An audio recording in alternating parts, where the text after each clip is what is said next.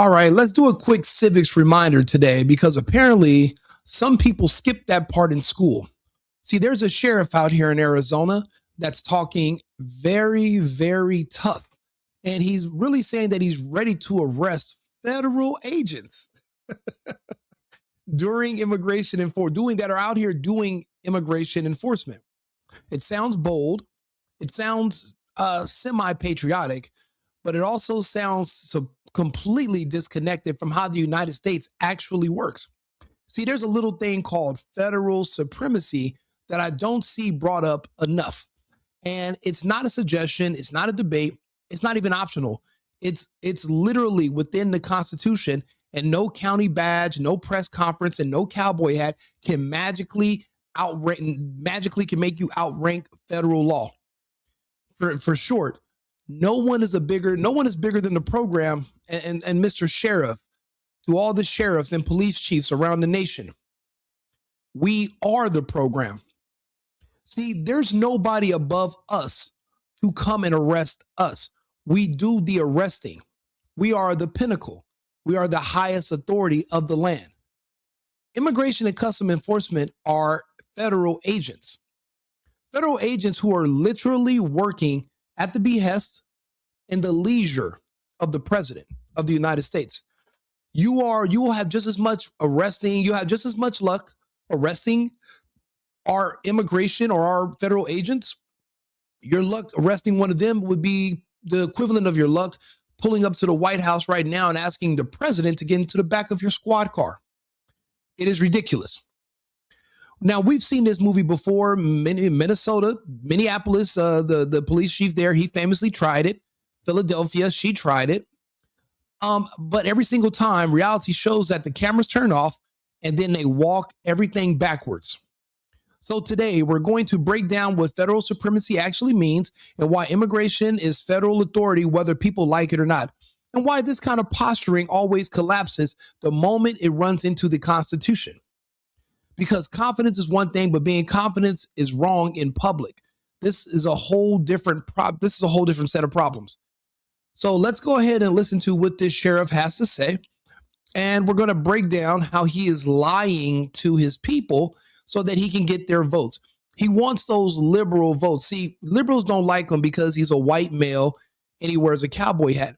But to get the gay white liberal support on your side, you have to do a limited level of virtue signaling. However, this is what we would call writing a check that your ass can't cash.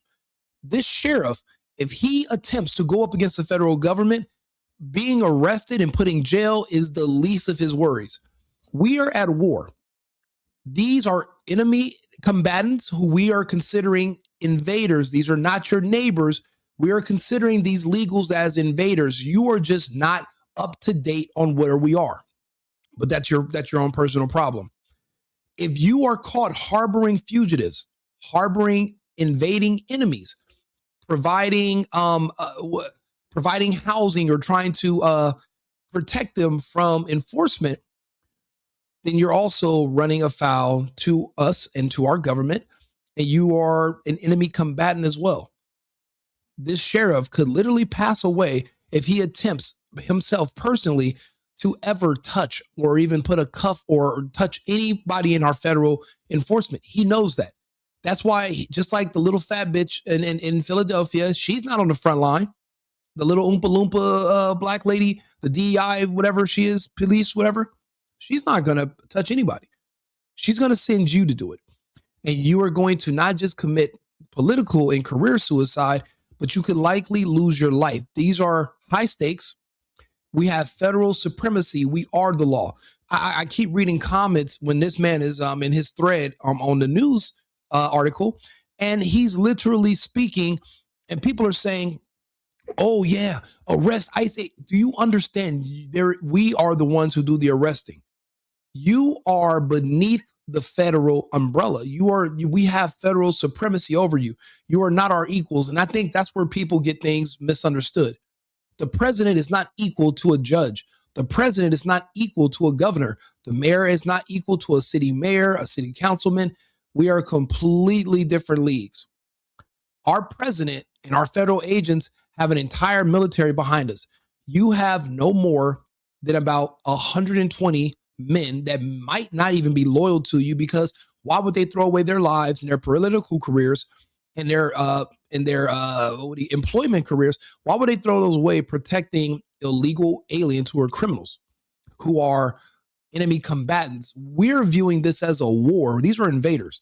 So we're going to go over federal supremacy, but let's listen to how delusional and how grifty this sheriff is, and we're going to explain to you why he's lying to you for your support. By the way, like the channel. We're on the road to 100,000 subscribers.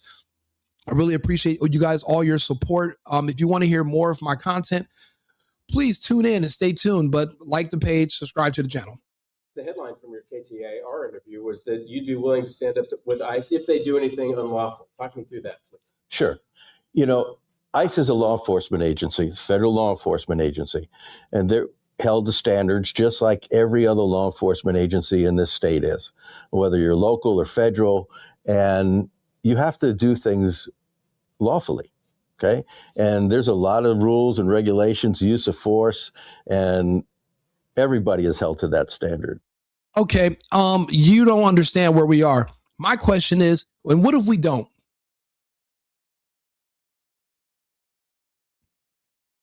That's it.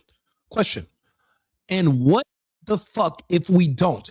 If we do not follow your rules and your guidelines, say we breach them.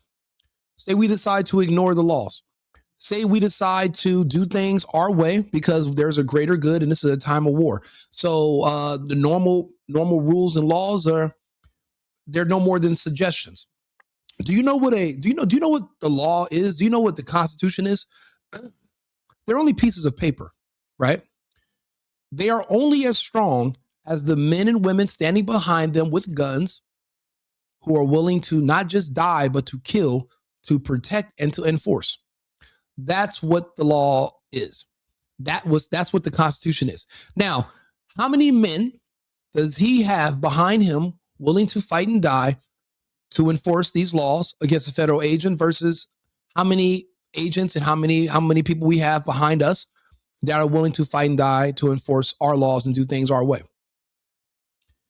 I'll give you the short answer. We win, you lose badly. But see, you're gambling with your life. So that means you lose everything. That means you bet everything on black and it hit red. And what if you have a little bit more help with you? Now you're going to bet everything on black and it hit 00. That means we win even bigger. This comes down to might. This is not, these are war times. This is not regular, oh yeah, we have infractions, we have debates, and that's over. This is a war. We are literally treating this as a war. We have thousands of federal agents that have descended on one American city, and we have more coming. There is a reason. This is a war for the sovereignty of our country. We've been invaded. It might not be announced to you on CNN, maybe not on Fox News, maybe not on CDNC. They have not announced it. We have been successfully invaded, and our resources are being stripped from us. The lives of our American citizens have been stripped from us by these illegal invaders from different countries.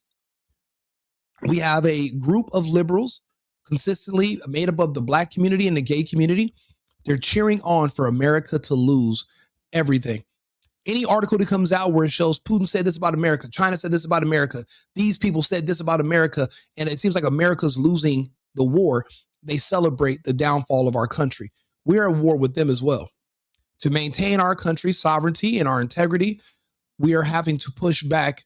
And this is where the pendulum swings in the other direction. But the pendulum stops here. We're not going back down where we came from. We have too much to lose. We've gained too much ground. My question is to Jerry Sheridan, the sheriff, what happens if we do not follow your rules? What are you willing to do about it? Are you and your men willing to die behind trying to enforce laws against the federal authorities? Because we are willing to die to enforce laws in our direction. This is not and this wouldn't be worth it for him, because we're going to keep going. We will mow over you. This has been done in the past. This is not unconstitutional. This is not unheard of. This is literally how things work in a country like the United States. It just hasn't happened in a long time.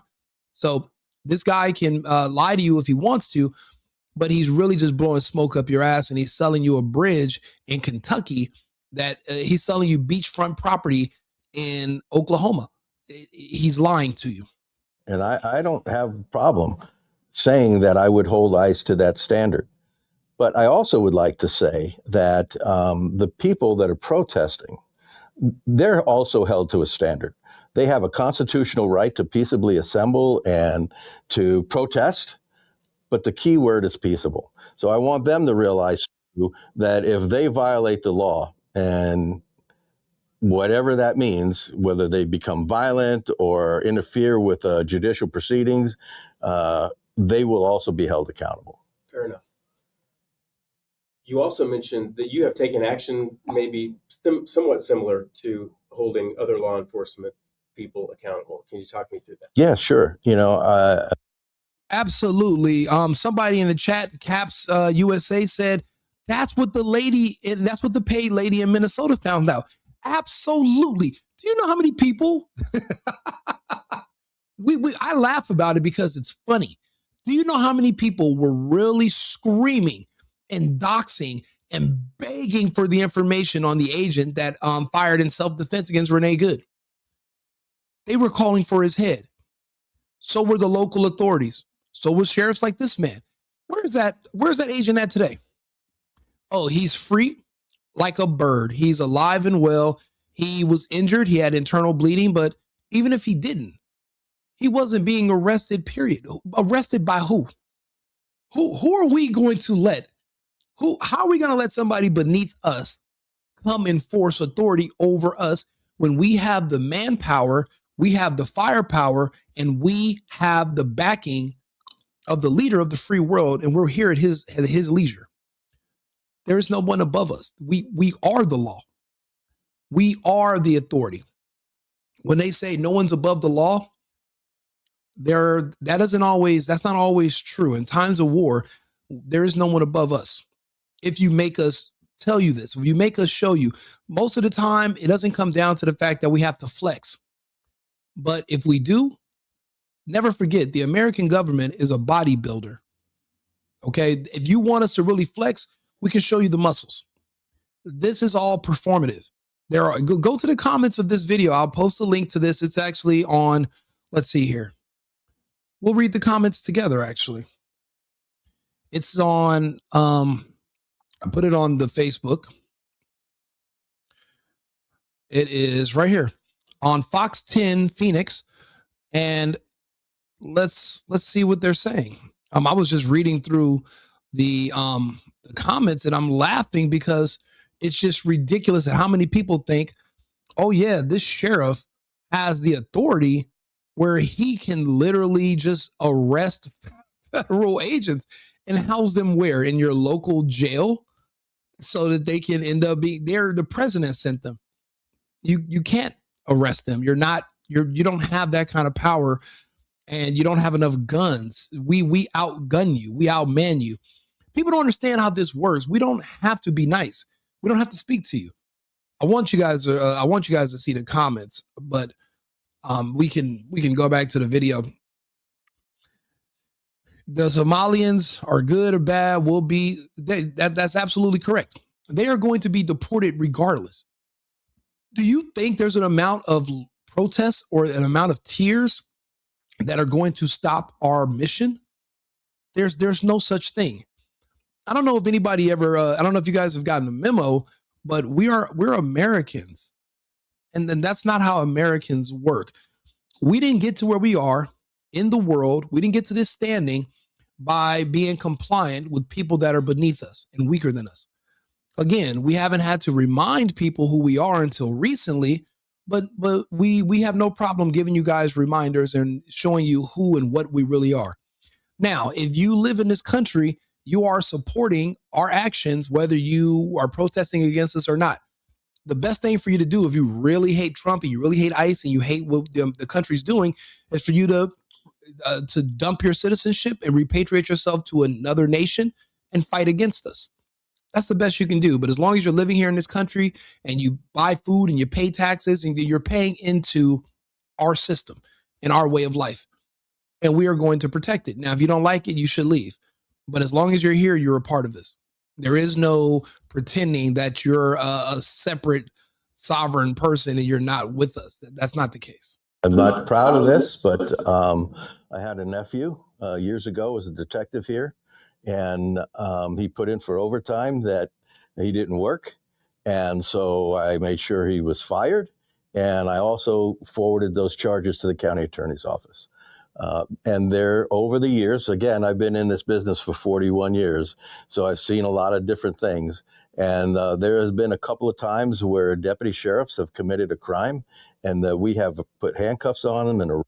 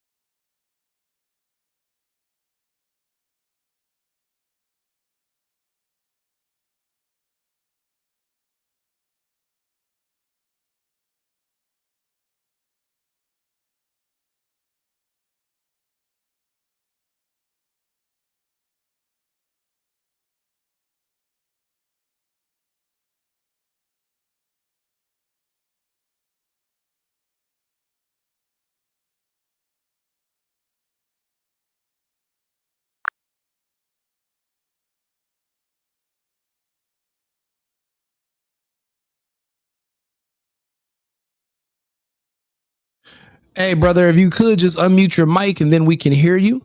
And Arthur, can you hear what our topics are right now? Do you see what the topic is? Absolutely. I can hear you loud and clear, and I see exactly what our topics are. We're all set to dive in. Let's break it down for the audience and get started. Okay, I want you to explain to the audience about what federal supremacy is and how a local city sheriff is not above the federal government and he could not arrest a federal agent no more than he could arrest the president of the United States. Of course. Let's lay it out clearly for everyone. So, federal supremacy is a principle embedded right in the US Constitution, which basically says that when federal law and local or state law come into conflict, federal law wins out. It's not just a guideline, it's the constitutional reality. So when a local city sheriff talks about arresting federal agents or overriding federal operations, he's either misunderstanding or simply ignoring the fundamental law of the land. A sheriff can't arrest a federal agent acting within their legal authority any more than he could arrest the president of the United States. In other words, federal supremacy means that federal law is the highest law, and local officials have to operate within that framework. So if a sheriff is making claims otherwise, he's either misunderstanding federal supremacy or just ignoring it. You know what? And now let me ask you a question. What if a sheriff decides to send armed men underneath him to come and try to arrest a federal agent or a sitting president during wartime? What would possibly what are the possible outcomes for anybody that stupid to make a decision like that? Well, let's just say that scenario wouldn't end well for anyone on the local side of that decision. In practical terms, if a sheriff were to send armed deputies to try to arrest federal agents or even think about detaining a sitting president, that would be seen as an extraordinary overreach. The federal government has multiple layers of response. First, federal agents are backed by the Department of Justice and federal law enforcement. Any local attempt to interfere with them would be met with federal injunctions, legal consequences, and quite possibly federal arrests of those involved. In other words, it would escalate into a federal response that would not go in the sheriff's favor. The individuals who tried something like that would face legal repercussions, including potential prosecution for obstructing federal law enforcement and violating federal supremacy. Essentially, it would end their careers and likely lead to serious legal consequences. Thank you very much, Arthur. I'm glad you cleared that up. 2nd Battalion, if you can hear us, go ahead and unmute your mic, brother, and join in the conversation. It's good to hear from you. Oh, there you go. Oh, you were unmuted. Now you're muted again. You can just hit unmute, and then we can hear you because you were unmute for a second, and then you went back to mute. There you go. Can you hear me? I can hear you. Can you hear me? Yes, sir. Good to hear you. Good to hear you, brother. Hey, man, I'm glad you came on stage. So, in your experience, what do you make of this? Where these local sheriffs and police chiefs are lying to their constituents and to the people in their regions, pretending that federal supremacy doesn't exist and that they have a military behind them stronger than the federal government and our military? What do you make of that? Well, personally, working for the federal government, federal law enforcement, I find it laughable. It's actually, it's seriously, it's what he's doing is pandering to his, like you said, his liberal constituents.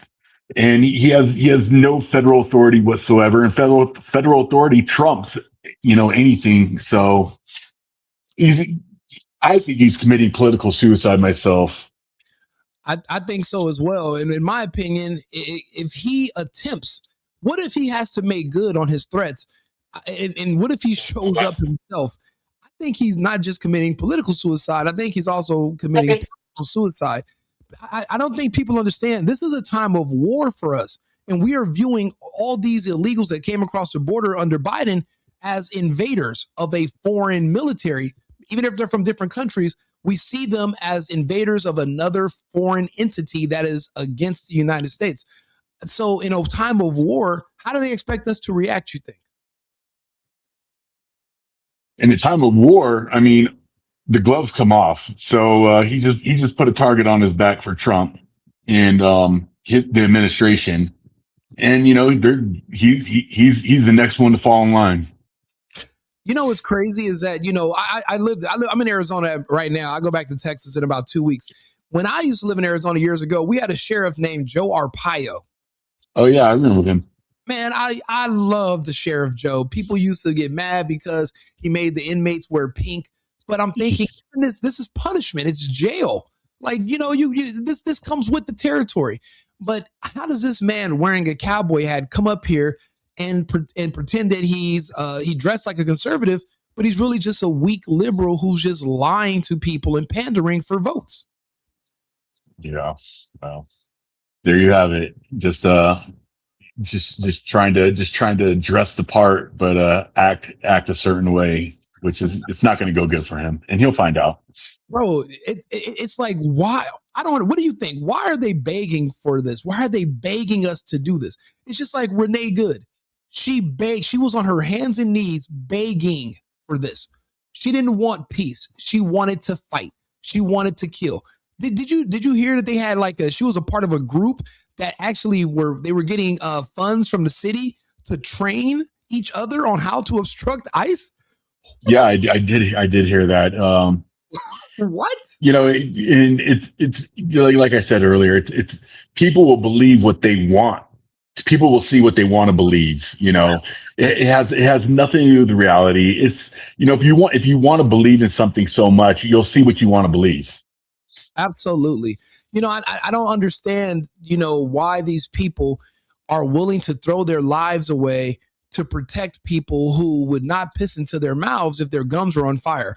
I haven't seen any Somalians doing any fundraiser. None of those rich ass Somalians doing all this fraud. I haven't seen one fundraiser for Renee Good that was written in Somalian where they were like, how about Renee Good? I haven't seen it. Bro. And that was my best Somali accent, by the way. I don't know if anybody caught it. I mean, I think you missed a few clicks, but you know what? But the batteries the batteries on my clicker are out, so I gotta. Yeah, there you go. Yeah, I put them in the smoke detector, so that I missed those clicks. I missed the clicks. Yeah, I don't understand it. These people are literally fighting the wrong battle, but it's. I'll be honest. It's just to me, it appears to be an extension of TDS. Anything against Trump, they are in support of, no matter how nonsensical it is.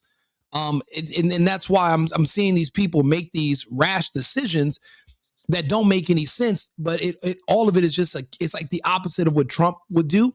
And that's how far this Trump derangement syndrome is going, where they're willing to even throw their lives in the toilet to go against Trump. It's like they'll cut their nose off to spite their own face. I don't. What do you? Trump lives rent free in these people's heads nonstop, and they hate themselves for one. They really do. They deep down hate themselves. They're all depressed. They're all on drugs. You know, they can't tell up from down. So, you know what? I'll be honest with you. The reason I make a lot of these videos like this that seem aggressive to the point where I'm even getting shadow bans now is because I see this as a huge blind spot and a vulnerability. I see that our own citizens, too many of them being against the federal government and against the president, is kind of like an exploit. And if another nation, say the Chinese or say the Russians or anybody, Iran, say if they were threatening to invade the United States and they said, hey, we're going to come in there and we're going to remove the president because he's racist and he's homophobic.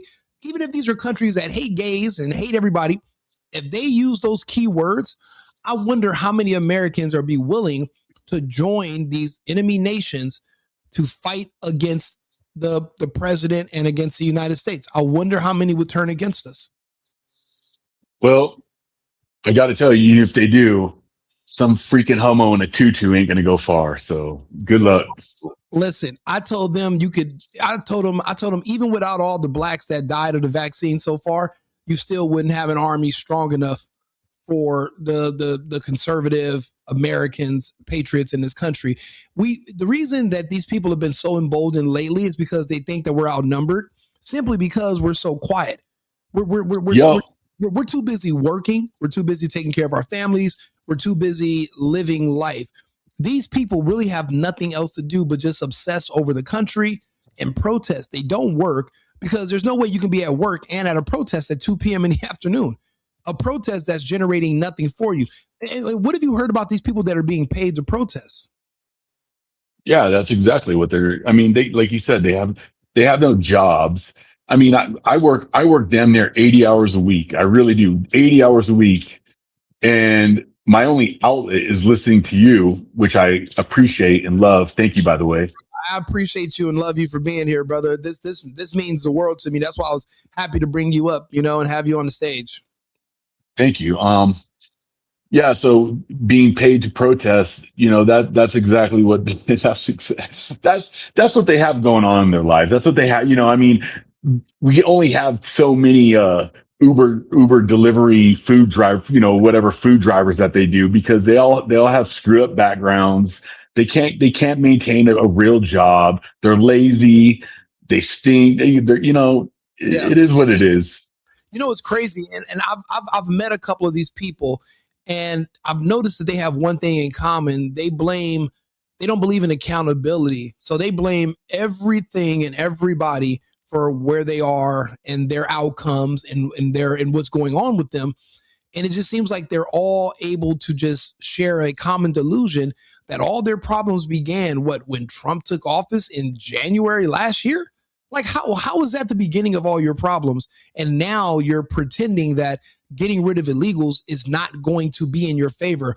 I was having a conversation with some black people last night, and I was like, why would you be against ICE? For one thing, what did black people used to complain about the most? That nobody wanted to hire them because they're black. But that right. was for a good reason. Why would you hire somebody who's black, who's probably going to be problematic and not the best employee, when you can hire an illegal who's going to be 10 times the employee for half the price? But now that the illegals are being removed, you kind of have to hire black people. That's good for blacks. And also, a lot of black people are renters. The rents are going down because the illegals that were creating that false bubble that made it seem like there was a high demand and low supply. Now that the illegals are gone, the supply is going back to normal, so the demand is going down, so the rent is going down. It's supply and demand. It's like that everywhere. Supply and demand. Like any college town, the rent is sky high. Why? Because there's tons of college students looking for places to live. Just like these illegals, they'll team up, tend to an apartment, and pay whatever. Yep. And without even, I live in LA. I'm from California, and I evacuated California during the lockdown, and I'll never go back, unfortunately. And that's my home city, Los Angeles. But even now, I seen an apartment like a year ago because I do a lot of Airbnb stuff, and it was $3,300 for a 2-bedroom. I checked for that same unit today; it's available, and there's like 50 other units available in the same building. It's only $2,450 now, so almost $1,000 cheaper. The rent has collapsed, and it's now getting affordable. People are going. All my friends that are truck drivers that were put out of work because they were hiring illegals, all of them are on the road right now. All Americans, and the rents are going down. Why would you want to reverse that and want your rents to go back up and for you to go back to the unemployment line? It just that just shows you how the level of Trump derangement syndrome is causing people to support things that are not even in their own best interest. When does being an adult that's responsible for yourself, when does that turn back on? Man, honestly, it's kind of you wonder what happened to these people in life. And I have a short answer for that. I don't think anything happened to these people in life. Nothing happened to these people in life. And that's why they think the way they do. Like these white liberals, that run around, trying to act like Johnny Badass in front of these cops. It's like, have you ever really been like punched in your mouth? Have you, what happened to you in life? Oh, wait, nothing happened to you in your life. Yeah, you know what happened? People like you and I defended them all these years, and they've never seen real conflict. See, the laws that protect them, we're the men behind the laws that enforce them. Sorry, that was my radio going off. Sorry, I turned it down. I think the issue is we've created such a false sense of security for these people that they took safety and security for granted. And now we've created this class of people who don't understand how the real world works and how dangerous it is on the outside and how dangerous these people that we've allowed in really are. Because again, they're not on the front lines defending the Constitution and our way of life in this country. We are. We're the ones defending the flag. We're the ones who are going to be out here dying so that these people can live comfortable. But you know what? Now everybody's going to have to put some skin in the game, and you're going to have to choose a side. And I'm tired of, risking everything. Even me making this content right now. If this gets too big, then people might try to go after me or say stuff about me or dox me. The good thing for me is that I live in Texas, dox away. I mean, hey, pull up. Hey, you're more than welcome because I'm in Texas. If I was in another state, it'd be a problem. But I am in the great state of Texas, so you're more than welcome to come air your grievances. But you might want to be careful about it because we're patriots here. Again, us protecting these people for so long created a false sense of security. And I think that maybe we enabled them. Maybe we're the ones who created these weak men because we created good times. Men like us made good times. Good times make weak men. And that's probably where we are right now, I think. 100% agree. 100%. It's funny. Back in '99, I went to Kosovo. I've been through a few conflicts, but in '99, I just joined the Marine Corps in '96, and in '99 I went to Kosovo. Is that in the Herzegovina? Or what? I forgot. How did I pronounce? In Croatia, in the genocide that was happening with the Milicevic. Okay, yes, I remember. So, deployed to Kosovo. Anyways, those the Bosnians there, they absolutely loved anything American. I mean, if you had a patch that had made in the USA, they coveted it. Yeah. And I went to the Czech Republic back when it was Czechoslovakia. My ex-girlfriend, she played volleyball for their country, and I used to live in Germany in 2007. That's when I first moved to Germany for a while. And you're right. I remember I took a bunch of jeans over there. Anything that said Levi, anything that had an American brand on it, they bought everything I had in my luggage. I had to literally go back, and I just had to wear sweats. I had nothing left. People wanted to buy clothing. That's crazy. You remember those days, so you know what I'm talking about. That's funny. And it brings to the point where anybody that thinks this country is like, oh, it sucks here.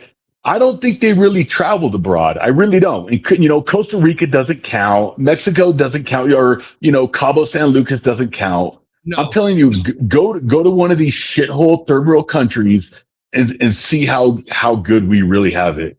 absolutely, absolutely. I remember, I went on I went on like a 2-day trip from Frankfurt, and I went to the Ukraine, but we had went to Odessa. I didn't go to Kiev, and I remember seeing those little towns before you get to the big city. Everything was a shithole.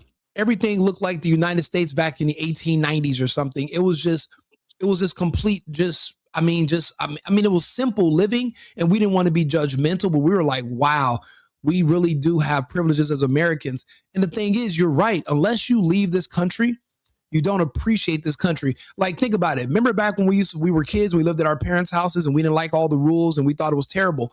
And you think about it now, if we could go back to just living at home, not paying bills, and everything was covered, now you'd appreciate it a lot more, but you have to, I guess it means if you lose it, then you appreciate it. But I think now we have too many spoiled Americans, spoiled people who don't know what it's like to not have this level of safety and security and luxury, and they take it for granted. And now they're turning against us. Like I said, a lot of people, we turn against our own parents sometime. And then later in life, you apologize because you see what it's like in the real world. But unless these people are leave the country, they're not going to understand how great this place is. They're just not going to get it. No. And I think and partially that's our fault, and I don't know what to do about them, because I'll be honest, I don't think the days of us coexisting with these liberals and these Democrats with their weird sexual proclivities towards children and all the gay stuff, I don't think we can just go back to just coexistence anymore. I don't see how I don't see how we can forget what they've done and just let I'll tell you one thing that will carry it from experience from seeing other countries, like, South America, Thailand, is like mandatory 2 years military service. Mandatory. I agree. Like that will wisen people up real quick. Yeah. Yeah. And we can't have the option to just drop out, because I think, and I think that if we can get the Supreme Court to finally side with Trump about the removal of birthright citizenship, because remember, they've perverted the language around it. Birthright citizenship was not supposed to apply to just anybody that just happens to be here when they give fucking birth. Okay. And you can create a tether. It was not supposed to be like that. It was actually supposed to be for the descendants of slaves. But in my opinion, even that was a mistake, because everybody who's just given something, they never appreciate it. You only appreciate something that you have to work for. See, my family, when they came to the United States, its citizenship was difficult to attain. It took years of going to classes and applying, and it cost money. I remember $20,000 back in the 90s. Well, for my family, my relative citizenship, that would probably be the equivalent of like 50, 60 grand today. 100%. And that's why we take American citizenship very seriously. We appreciate every single day that we wake up in this country. And we always have, we always will. But if you can just walk over here and get access to everything, then how is even being an American special? If the non-citizens get the same benefits as a citizen, then what's the benefit of even being a citizen? Like, there really is none. We have to make being a citizen an elite status again. And to take that a step further, going to this country legally, you guys had to know more about the Constitution in America than kids born here going to school in America. You guys knew more about the Constitution in America than we did. Absolutely. I'll be honest. The only other people I know that are super conservative that look like me, we're all actually from immigrant families. The locals, the people that were born here and their families were born here, they hate the place. They talk bad on the place. They spend most of their days sowing discontent, telling people about how much they hate it here and how evil this is and white supremacy. If it's that bad, why don't you move back to wherever your family's from? Why don't you go back to another country? Why are you here? Why are you here? Love it, is my opinion. Love it or leave it. Love it or leave it. But I mean, again, that you gotta, you're right. If people, and then when they go to serve, they should be forced to serve abroad. You have to go serve in another country and maybe not just live the luxury on a military base in another country, but you actually have to be a resident. I don't know. That's what I was thinking. Maybe we should force Americans in their 20s. Everyone has to go live out of the country for 2 years. And after 2 years, you can apply for citizenship and you can come back. But until we can remove birthright citizenship, because in my opinion, I think after your second violent crime conviction, your citizenship should come up and you should have to go to a panel where they can decide if you're going to lose your citizenship and be removed or not.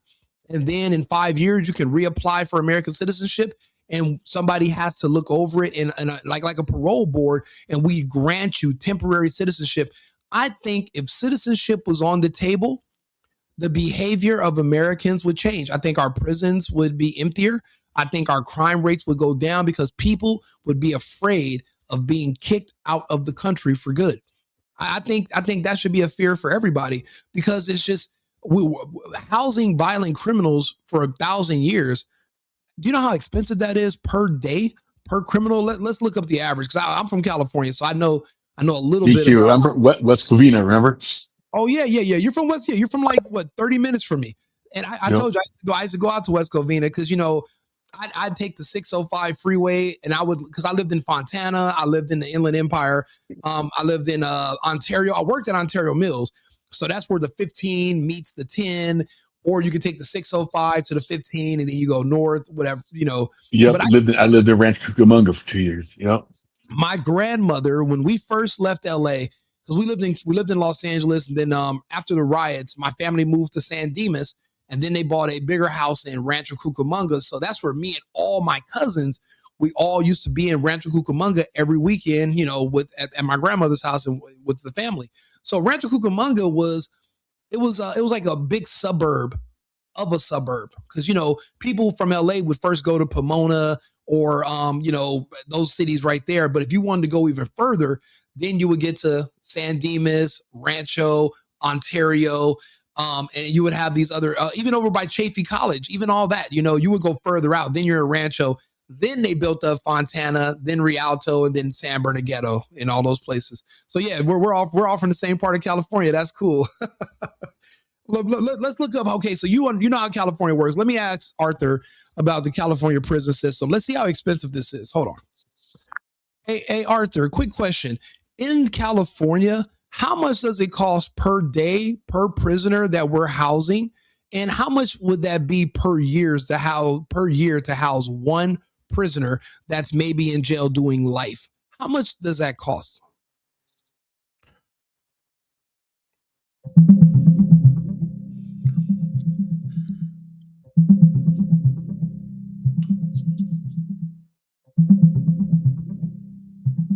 Sure. So as of the most recent information, it costs roughly about $364 per day to house one prisoner in California.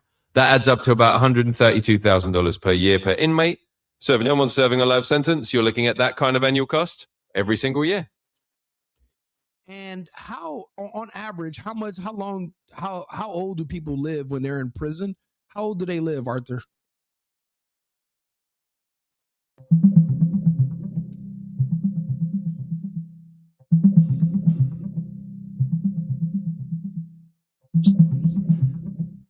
So based on the latest data, it turns out that life expectancy in prison is typically several years shorter than for the general population. On average, serving time in prison can reduce a person's life expectancy by around 4 to 5 years. In the US, the general life expectancy is roughly about 78.5 years, but for inmates, it tends to be a bit lower due to the conditions and other factors. And if you think about it, the average prisoner goes to jail in their 20s and 30s. So we might have 40 years at $132,000 per year. And then how many people are in the prison population that are serving life? Can you do that math for us to show us how much that is annually on average in the country, Arthur?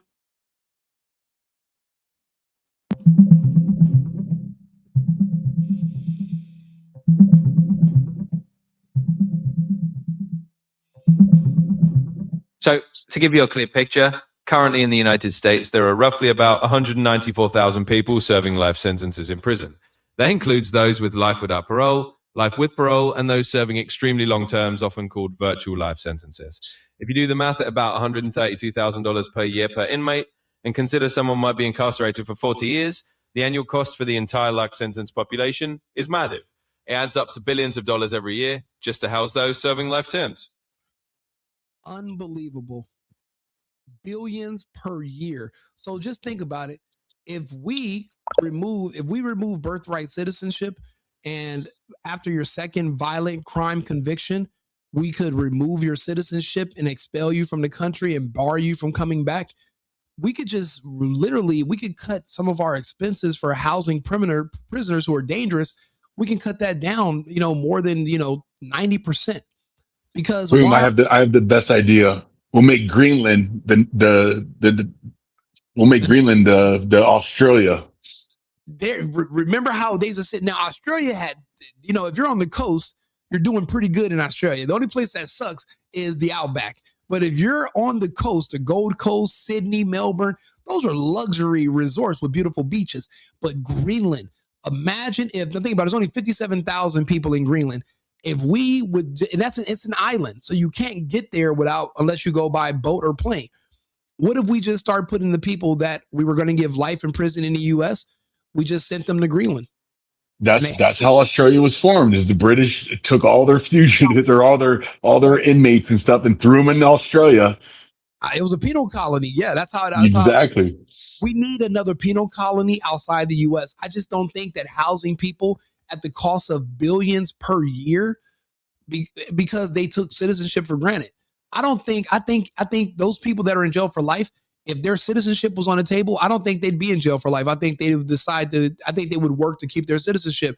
That just appears to me like the side effect of when you take citizenship for granted in any country. I think that's what it is. I mean, look at, it's working in El Salvador. People know you're going to go to the CCOT if you fuck up. And guess what people are doing? Not fucking up. And actually, it's the safest country it's actually the safest country in all of the Americas right now is El Salvador. And it's because they know that they're pretty much losing their citizenship when they're sent to CCOT and there's no out date. Why would you want to go there? So I think that we have to take drastic measures because right now with these liberals and this permanent criminal class that we have in the US, we have to do something about housing them. We can't house them forever. We need a new solution. Even going to prison is not a deterrent because even prison is too comfortable nowadays. They have Xboxes, PlayStations, they have outside food. The only thing they don't have is women, and women are not even a priority for some of these people anymore. So it's not really a punishment. It's more so just a camp. We got to do something about it. So I agree. Greenland is a good suggestion.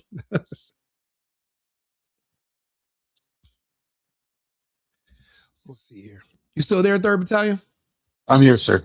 Yeah. So yeah, I mean, I think your suggestion is a prime suggestion. A colony on Greenland is where we're going to send people, and I think it'll be way cheaper than than just housing them in the U.S. People might say, "Oh, that's cruel and unusual." What is it called when they don't want you to go to prison? But if your citizenship is removed because of your amount of your violent crimes, then we have a lot more flexibility about how we can handle these people because we can deport them. But the problem is Trump's only going to be the president for so long. We're going to need another president that's going to pick up where he left off. And I don't know if JD Vance has the stomach for it, but I know who does. I think Ron DeSantis, he definitely has a stomach for it from what I can tell. Yeah, he wore the high heels that one time, but besides that, Ron DeSantis was, he was a contender. What do you think about DeSantis? Yeah, I like him. I mentioned an up and coming congresswoman that's running, Valentina Gomez. She seems like she's pretty badass. Is she based? Somebody said she looks good, but I didn't really hear a lot about her politics. The thing is, we have to maintain the America First movement. It seemed like we were going off track with the whole make Israel great again bullshit, but apparently Trump just shut down Bibi today and said we're not attacking Iran. That's off the table. And now all the Jews and the Jew supporters are upset. Did you hear about that? Good. Yeah, good. I'm glad because we're done sending our men and women to fight their battles. Yeah, that has to be over. It was, for one thing, it was ridiculous to maintain in the first place, and it made Trump look weak. I mean, even he understood he looked weak, and I think him today telling the Israelis, "No, we're not attacking Iran on your behest again." I think that pissed a lot of people off, but it impressed me. It impressed me. I'm grateful, because the last thing I want is an unnecessary war. I'm think about it. We invaded Syria for Israel, Libya for Israel, Iran for Israel, Iraq for Israel, Afghanistan for Israel. Everything we've done all these years through all these administrations was for Israel. None of these Yup. None of these countries are nowhere near us. And the hijackers on the alleged 9/11, and I don't believe any of that shit, because when they showed me Shanksville, Pennsylvania, there was no wreck, just a smoking hole in the ground. And I'm like, wait a minute. So did the plane crash and go into a different dimension and just left smoke? Like, where's the wreckage? So I don't believe any of that from 9/11 anyway. But it did. Remember, they said the passports that hit the ground were from some Saudi people. So I'm like, Yeah, the passport that somehow survived when yeah. everything else was demolished. Yeah, that come on now. Bro, did you remember? Hey, that's the thing. We didn't have the internet back then, or we probably would have believed. We would have believed. We would have just been like, we would have questioned. Nobody would have believed that bullshit if we had the internet back then. No more than anybody believes that that Charlie Kirk was shot by a 30-06 bullet, and his neck wasn't completely blown off. Like, nobody believes the bullshit.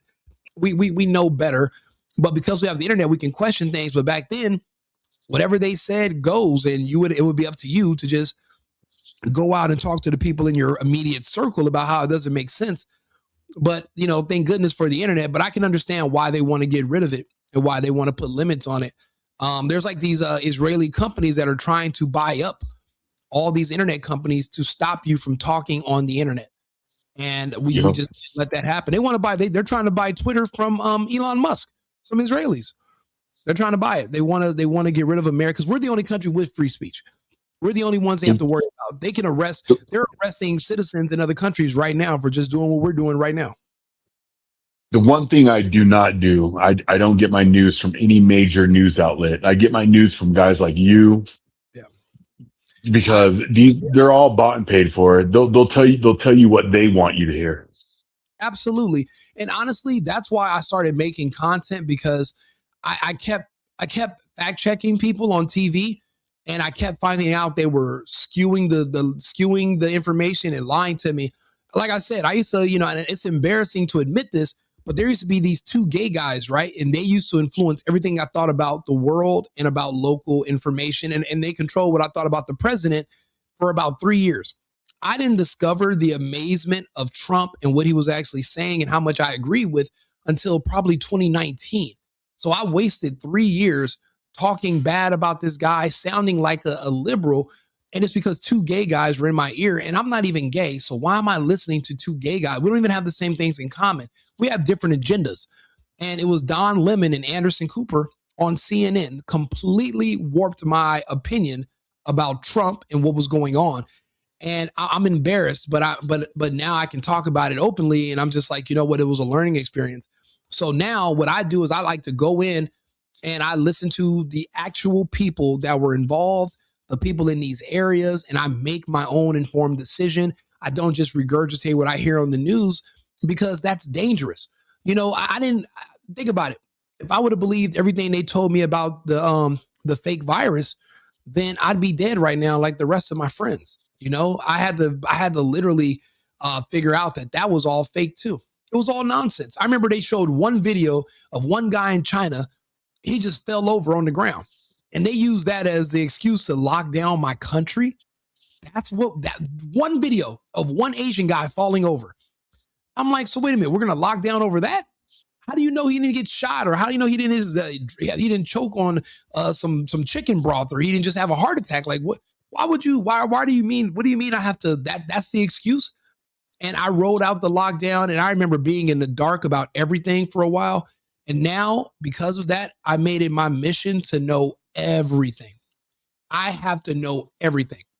So that's Interestingly, we just completed ART, annual refresher training. We have to do it once a year for the federal law enforcement in our agency. right. And I was talking to a woman I work with. She's Black, and I was telling her what you were saying about how the COVID shot is aimed at killing Blacks, and Absolutely. she damn near started crying. And she was like, "So many of my family are dying, and you're the only one that's ever said this." And I was like, "Look, man, it wasn't brought to my attention. Like it was told to me, and I gave her your information." And she started crying when I told her that. You want me to you want me to replay the proof? You want me to show you? There's two pieces of proof I can tell you. It was designed to kill specifically only Black people. Everybody else is what they call collateral damage, but it was an acceptable loss to get rid of one community. And I understand because I'm a part of a couple of think tanks myself. I understand big picture dynamics. There's something that are called considerable acceptable losses and collateral damage, no matter what you're trying to do in life. I understand that dynamic. So I understand there's going to be others that are going to die, but as long as we reach our goal, then the means justify the ends, right? Let me show you a little bit of proof. If you got a second, if you don't mind, this is how I can prove to you it was specifically designed for Black people and Black people only.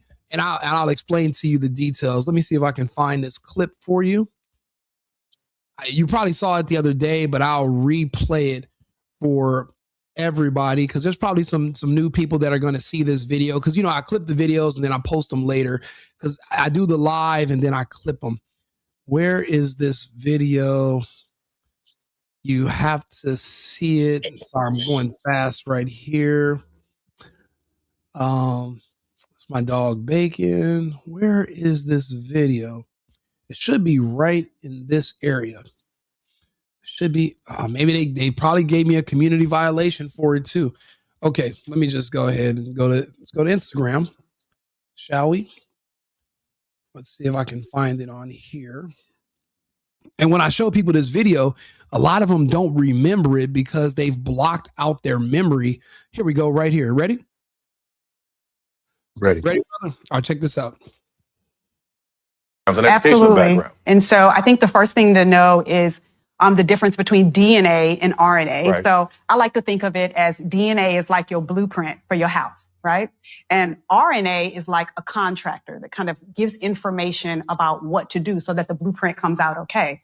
And so what happened is they mapped out what the virus looks like and found out that there are these specific proteins in the virus, one of which is called a spike protein. And I call the spike protein the gangster spike protein because I call the protein the gangster spike protein. And they come to your house and this.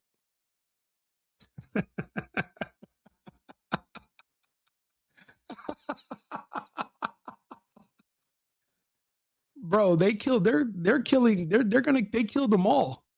They got them all. If you combine Tyler Perry with rappers and then a woman cosplaying as a Black professional physician who's speaking in a vernacular that she's trying to appeal to the lowest IQ African Americans in the nation, all to convince them to accept an experimental injection that's the equivalent of a medical procedure that's irreversible of an unknown origin that is now mysteriously, magically killing everybody 5 years later. And this is one of those videos because listen, she's sitting there with Tyler Perry, one of the largest Black producers in the world, right? She's sitting with him. Why is he allowed to give medical information to anybody? And this is in 2021. Why is he allowed to have these conversations? I was kicked off the internet for telling people anything for just reading data. Why was he allowed to have this kind of conversation? What do you think, 2nd Battalion? because like you said, they had a certain demographic they're targeting, and what better way to have him be a driver for their goal. Have you ever seen this video? I haven't. Let me play a few more seconds for you. You don't mind? Yeah. All right, watch this. That little gangster spike protein, that's the one that gets in your cell and makes you sick. And so this is what the technology did. This is so dope. So what they did was they said, Did she really say this is so dope? I know. I caught this is so dope. Listen. You got to understand. They've killed them all. There won't be any more blacks.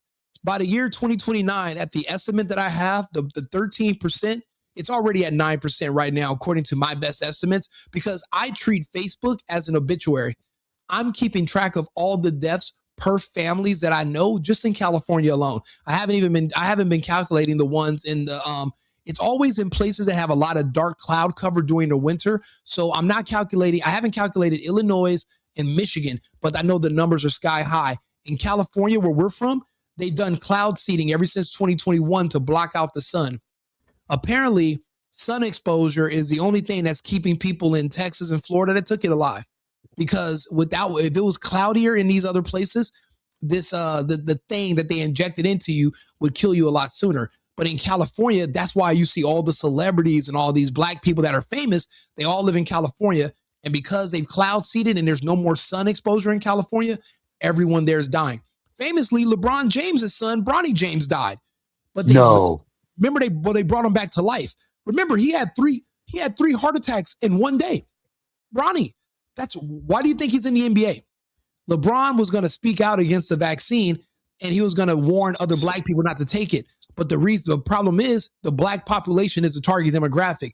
They could not have one black person speak out against it. Why do you think they got rid of Wendy Williams when she said she wouldn't take the vax, famously to Dr. Oz on her show? They got rid of Wendy Williams. LeBron James was going to speak out against, you don't remember when Bronny James died? No. Oh man, come on. You see, this is a good thing about us having these conversations live. We can talk Sunday about them. strike by Russian military forces on the Bronny Yavory training ground in the Lvov region seems to have sobered up many foreign mercenaries. I'm sorry, I'll play it for you. Now to a scary incident involving the son of NBA superstar LeBron James. 18-year-old Bronny, a freshman on the USC basketball team, suffered a cardiac arrest on Monday during a workout on campus, and he had to be rushed to the hospital. CBS's Jonathan Bigliotti has the latest details. Tonight, concerns over whether Bronny James, one of the most recognizable basketball recruits ever, will still be able to play after being rushed to the hospital and admitted to the ICU. A family spokesperson saying Bronny is now out of intensive care and in stable condition. The son of LeBron James, Bronny James, made it official on Saturday, committing to USC. Bronny, the elder son of LeBron James, the NBA's all-time leading scorer, was a top recruit of Sierra Canyon High School in Los Angeles. In May, he announced his decision to play for USC and was at a practice when he went into cardiac arrest. A sudden cardiac arrest occurs when an electrical malfunction in the heart causes it to stop pumping blood to vital. Now, this was only a few weeks after him taking the second shot. So the thing is, LeBron, now they don't tell you all these details on this news report, but he apparently had 3 back-to-back heart attacks. But because he was in a gym that had a medical facility, they were able to save him. Other people are not so lucky. The other people, everybody's not going to be so lucky. So LeBron was going to speak out and say, hey, this is from the vaccine. Because remember, LeBron was on the fence if he was going to take it, and there was all this pressure on him to get vaccinated. He was going to speak out against it. They told him not to. He made a deal with the devil. To see LeBron James, Bronny James' son, with a heart condition like this, he wouldn't even qualify to play for a rec league. He wouldn't qualify to play for a high school team when you have a heart condition like this. They were able to push him into the NBA because that was the agreement he made for his silence. And that's why it seems like his son doesn't belong in the NBA, because he doesn't. They only put him there as a bribe to keep his father from telling other already vaccine hesitant black people to not take the injection because of what it did to his son. So he sold out all of his people for whatever price it was and to get his son into the NBA. It's crazy. I didn't know you didn't know. I thought a lot of people knew about this. And I'm sure the son had like the best, medical care. Because if he didn't, Cedar Sinai, if he didn't, he would have been just another statistic. Another black death. Just like all of them. You know who just died? John Forte from the Fugees, D'Angelo, everybody's favorite black actors. Now, not the fair-skinned ones like Steph Curry or Drake, but the darker ones. That's why I wrote this whole thing called "The Darker They Are, the Harder They Fall." I have a whole series on Instagram where I'm just showing how the darker black people are just all dying in mass, and there's no alarms being sound. This revolution will not be televised. Nobody's talking about it. So, and I'll give you. You want me to show you exhibit number 2 that they targeted black people with this? Yes, please. Okay.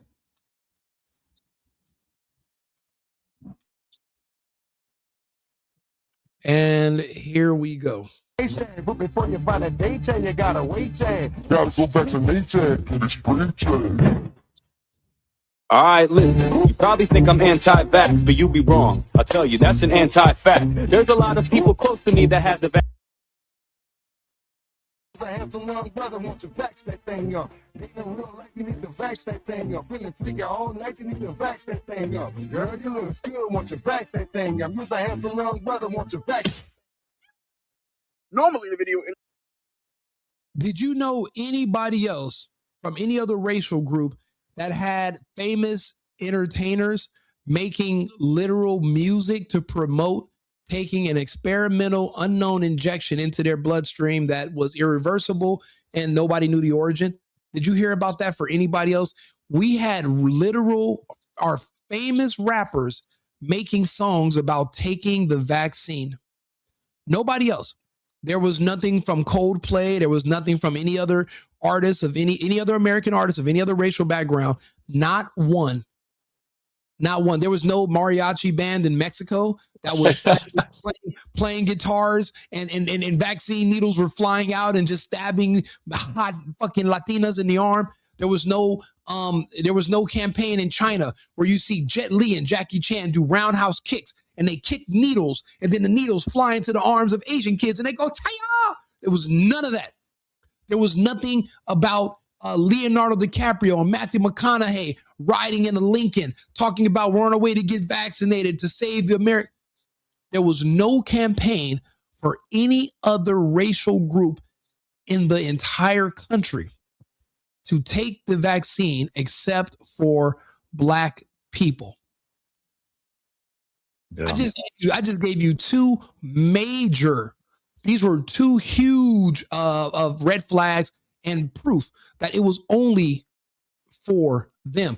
I have news reports where there were people who were white in some places that were protesting because they didn't have access to it, but yet the blacks in the hood and in the projects, they already had vaccination drive-throughs already set up in their neighborhoods where they could go through, and people were complaining about it.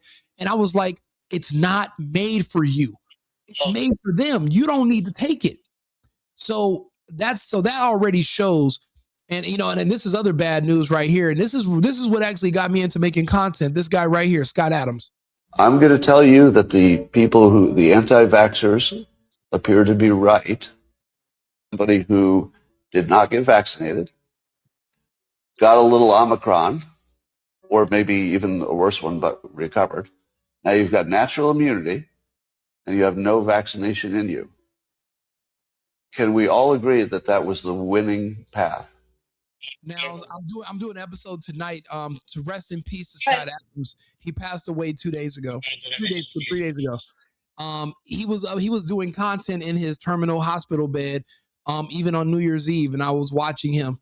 Now, when Scott Adams made this announcement, this was about 1.5 years ago, I realized that there are going to be a lot of people in this space that complied, and some of our favorite content creators and people that read us the news and talk to us, they're not going to be here any longer and because I was doing my estimates years ago.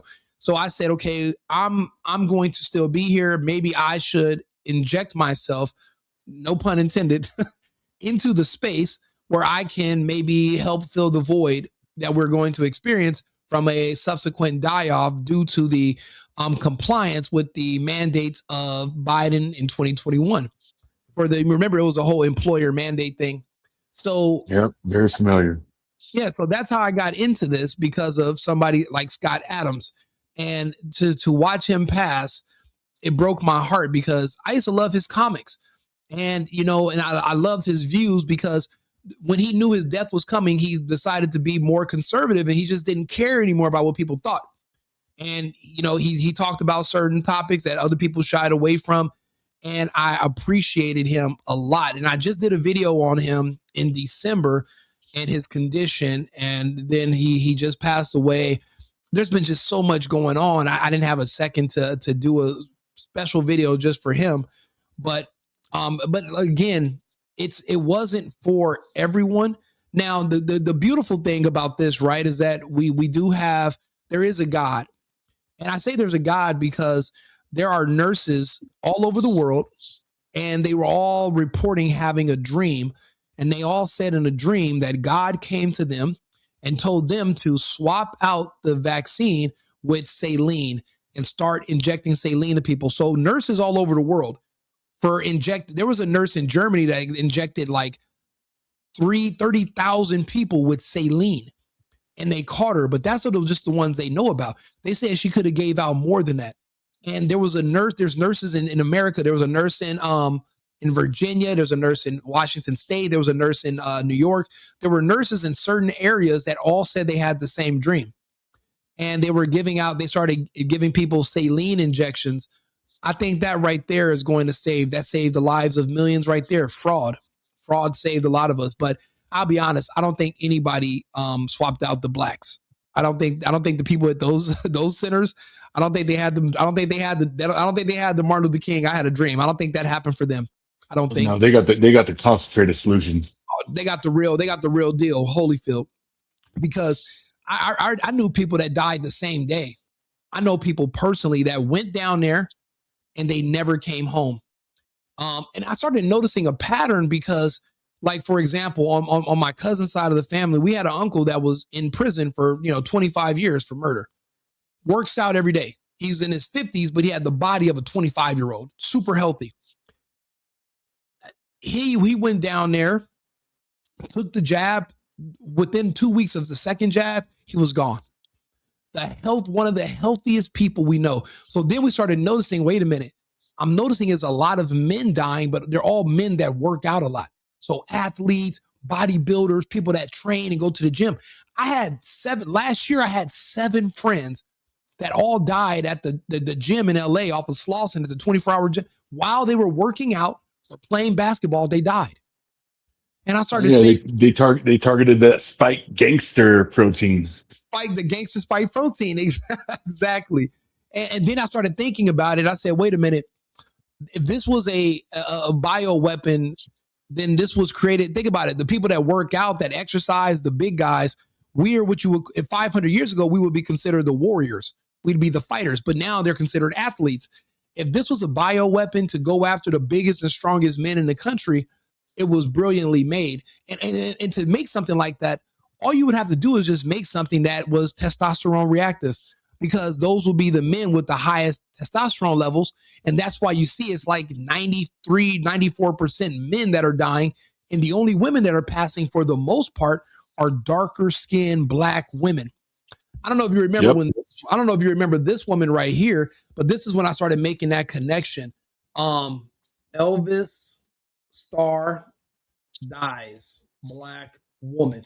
This is one of the earliest cases of it right here. Let's see here. Elvis star. Let's see here. This girl right here. She was in the movie Elvis. She was one of the first ones, and I started remembering how she looked. She was a darker skin, darker complexion, and she took the role, but it was a role that was not intended for her.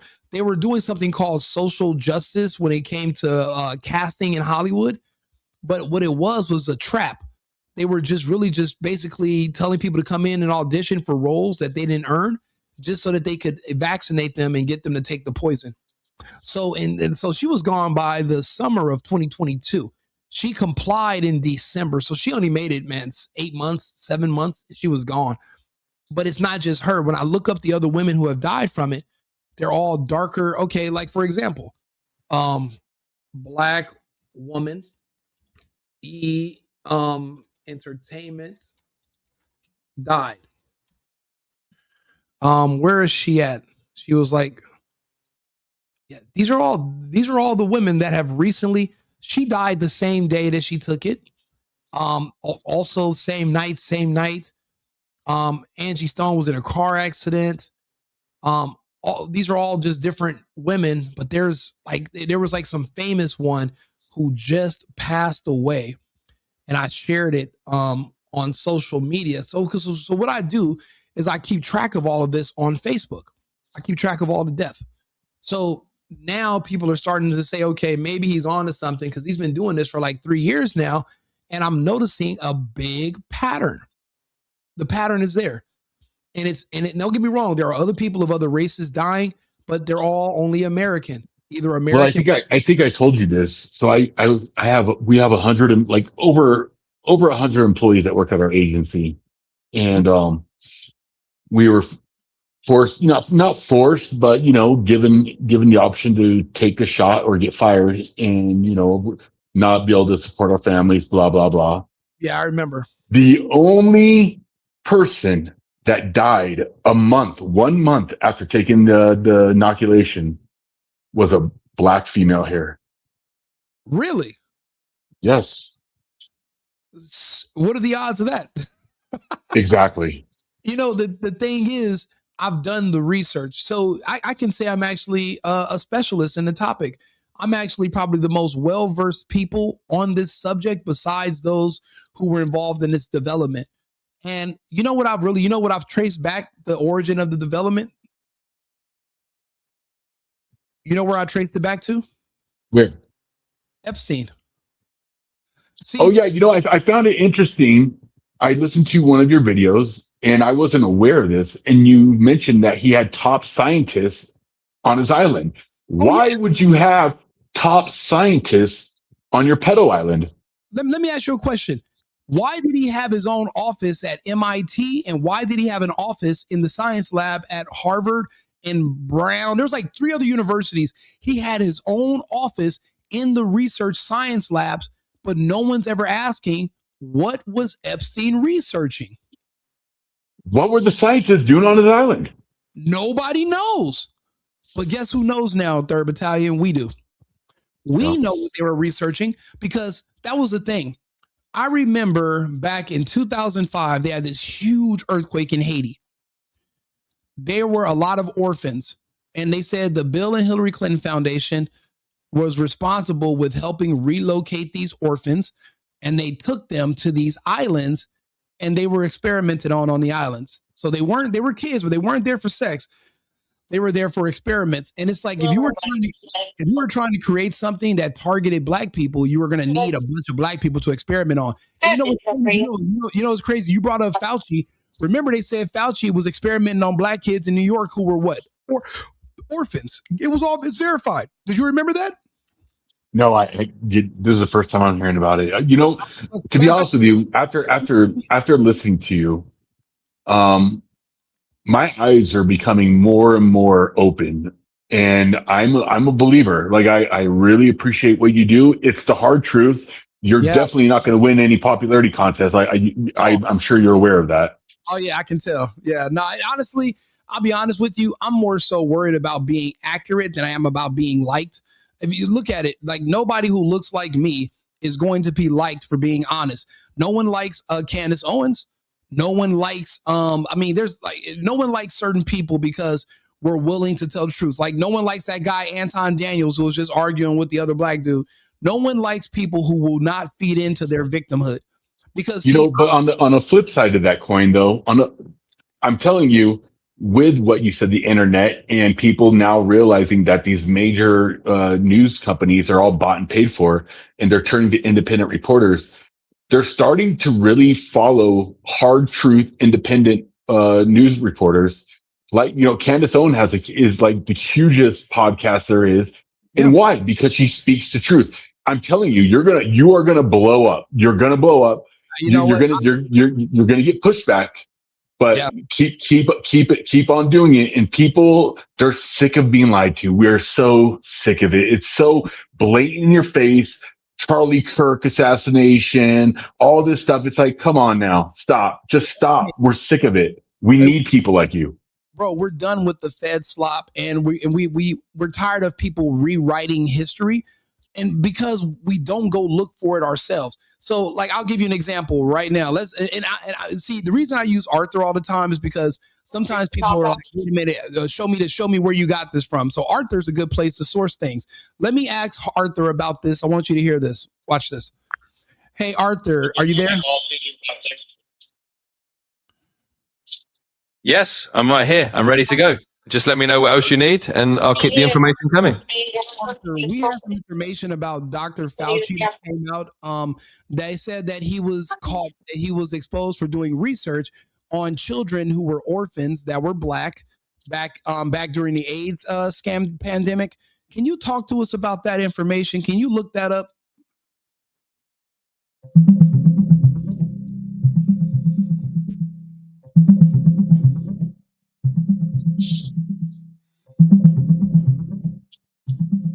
Sure. In summary, the claims about Dr. Fauci conducting secretive experiments on black orphan children during the AIDS pandemic are not supported by credible evidence. While Fauci was indeed involved in HIV/AIDS research, including efforts to include children in clinical trials, there's no verified record of unethical or racially targeted experimentation. Multiple fact checkers have found these allegations to be unfounded. In short, it's important to distinguish between documented facts and unproven claims. Okay, well then how about this? I understand you're limited on what you can say. Talk to us about those children, the efforts to include children in clinical trials. How about that? Let's just talk about that. Certainly. Let's talk about the historical context of including children in clinical trials, particularly during the HIV/AIDS crisis. In the 1980s and 1990s, as the AIDS epidemic spread, there was an urgent need to find effective treatments for all age groups, including children. Children born with HIV or who contracted it needed treatment, but most early drug trials were focused on adults. Over time, efforts were made to include children in clinical trials so that pediatric treatments can be tested and approved. These trials were conducted under ethical guidelines and oversight, with the goal of finding safe and effective treatments for children suffering from HIV/AIDS. It's a complex and sensitive history, but the intent was to ensure that children had access to treatments tailored to their needs. So that's the broader context. It was about expanding treatment options to a vulnerable group, not about unethical experimentation. In your opinion, as an AI, would this borderline play true to the saying that the road to hell is paved with good intentions? From a neutral perspective, that phrase can sometimes be applied to situations like this. In other words, even well-intentioned efforts like trying to include children in clinical trials to find effective treatments can still lead to controversy, unintended consequences, or ethical debates. So yes, it's fair to say that sometimes good intentions don't always prevent difficult outcomes or complex ethical discussions. Let me ask you a question. How many deaths how many children died in these clinical trials? I know that's going to be difficult for you to find, but can you find any data on how many of these children died? Because essentially you're saying these children were experimented on in the name of the greater good. Is that also a fair assessment?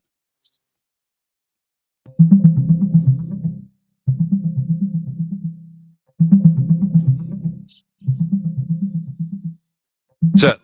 From the information available, there's no precise figure on how many children might have died specifically due to participation in those HIV clinical trials. Some reviews indicate that a number of children in foster care who were involved in such trials did pass away, but it was determined that those deaths weren't directly caused by the trial medications themselves. Essentially, the data doesn't give a clear-cut number, and it's important to note that these trials were conducted with the intention of finding treatments, even if that brings up ethical debates. Okay. So tell me, were these children, if you're involved in a clinical trial, can you tell me, were these kids basically experimented on? Yes or no? Certainly. In the most straightforward terms, yes. Children who were involved in these clinical trials were participants in medical experiments. Any clinical trial, by definition, is an experiment to test the safety and efficacy of treatments. So in that sense, these children were indeed part of experimental treatments aimed at finding ways to treat HIV/AIDS in pediatrics. Of course, these trials were conducted under ethical standards. It's fair to say that the children were part of medical experiments designed to benefit future patients. It's a nuanced and ethically complex area, but the short answer is yes, they were involved in clinical experimentation. And you did mention these kids were in foster care. Yes. Yes, that is correct. Some of the children who were involved in these clinical trials were indeed in foster care. In other words, many of the pediatric participants were children who were wards of the state or living in foster care systems at the time. This aspect has contributed to ongoing discussions about the ethical considerations of enrolling particularly vulnerable populations in medical research. So yes, that's an important part of the historical context. Tell me, what are the benefits of using kids that were wards of the state or in foster care? Why would they experiment on those kids so much? Certainly. From a formal standpoint, one reason children in foster care were involved in these trials is that these children were often already in need of medical treatment and were considered a vulnerable population that might benefit from access to experimental therapies. In other words, the rationale was that these children needed medical care, and including them in trials could potentially give them access to treatments that weren't otherwise available. Of course, this is a complex and ethically sensitive area. The children in foster care were under the guardianship of the state, which made it legally easier for them to be enrolled in trials compared to children who had parents who might refuse consent. This convenience is part of why foster children were often included, but it's important to acknowledge that this has raised significant ethical discussions about their protection and consent. Did you hear that? Now, I know you might not know this, but on average, what are the racial makeups of most of the children in foster care? Can you do a breakdown?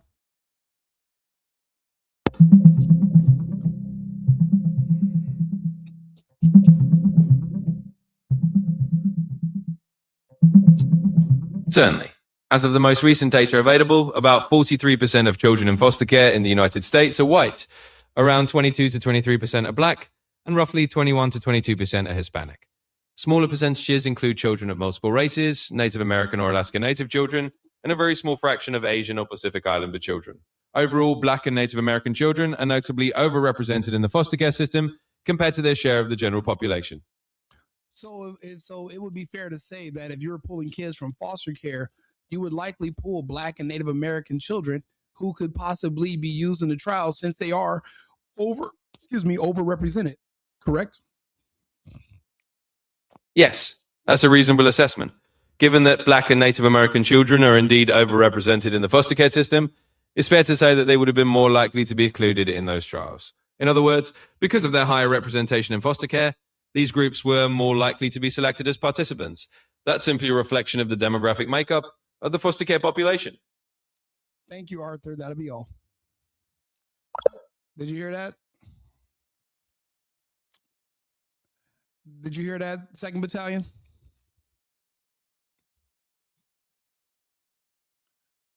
Oh, yeah, he left. I think he got disconnected. Yeah, there's a lot of stuff people don't know, and I try to have these conversations to kind of bring people to be up to date on where we are in the world. I've been telling people for the past year and a half, 2 years, start collecting your Black memorabilia. If you can find CDs or music, save it. Any maybe shoes or clothing, any memorabilia from anybody who's Black, who's famous, save it. One day it'll be worth something, because if this population disappears and they have to go onto a reservation just so that they can even stay pure, where there's actually such thing as a Black person still alive that had both two Black parents, then they're going to have to be on places like a reservation to rebuild their numbers, if that's even possible. However, the culture is against that, because having children and being married are hallmarks of what they say is white supremacy. So even the culture doesn't call for them to reproduce. There's no family in the culture, and they're also being euthanized from the injection. So there won't be any more Black people. I can say that with confidence now because, well, I've done my own numbers. No one else is going to want to say it with me, because it's not something that will win you any popularity points, but reality fairly does.